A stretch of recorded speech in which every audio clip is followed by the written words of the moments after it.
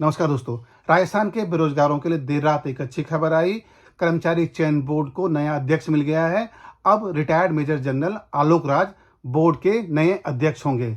इस फैसले में मुख्यमंत्री अशोक गहलोत की सराहना होनी चाहिए, क्योंकि पहली बार बोर्ड के भीतर किसी नॉन पॉलिटिकल व्यक्ति की नियुक्ति हुई है।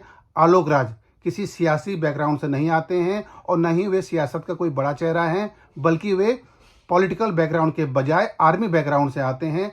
अनुशासन, क्योंकि आर्मी की ताकत है और बोर्ड के भीतर ऐसा ही सख्त अनुशासन की जरूरत है। हम सभी जानते हैं कि बोर्ड के भीतर जिस तरीके से पेपर लीक का नेक्सस घुसने की कोशिश कर रहा है, भ्रष्टाचार की खबरें आती हैं, ऐसे माहौल में आलोक राज की नियुक्ति के अपने मायने हैं। मुझे लगता है कि मुख्यमंत्री अशोक गहलोत का यह फैसला अच्छा है और इसी तरीके के फैसले अब आरपीएससी के भीतर भी लागू होने चाहिए, क्योंकि बोर्ड के जो पुराने अध्यक्ष थे हरि प्रसाद शर्मा, उन्होंने अचानक से अपने पद से बीच में इस्तीफा दे दिया था और जो उसकी इस्तीफे की वजह है वो काफ़ी चौंकाने वाली है, क्योंकि चुनाव लड़ने के लिए उन्होंने अपने पद से इस्तीफा दिया था। उनके पद के इस्तीफे के साथ ही 8 बड़ी भर्ती परीक्षाएं बोर्ड के भीतर अटक गई थी और बेरोजगारों की सबसे बड़ी चिंताएं भी यही थी। सभी लगातार ये कह रहे थे कि अगर आप बोर्ड के भीतर पॉलिटिकल लोगों की नियुक्तियां करेंगे तो अंजाम इसी तरीके का होगा।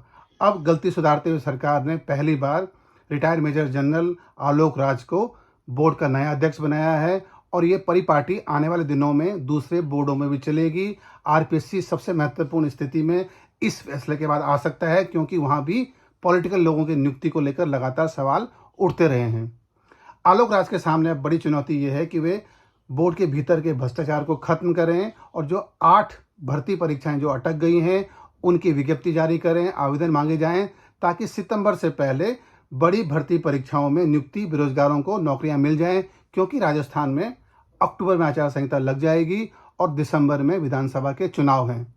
आलोक राज की नियुक्ति इस मायने भी महत्वपूर्ण है, क्योंकि अगर सरकार समय रहते हुए बोर्ड की तमाम भर्ती परीक्षाएं कर लेती हैं, नौकरियां बेरोजगारों को दे देती हैं, तो चुनाव में भी सरकार को बड़ा फायदा मिल सकता है।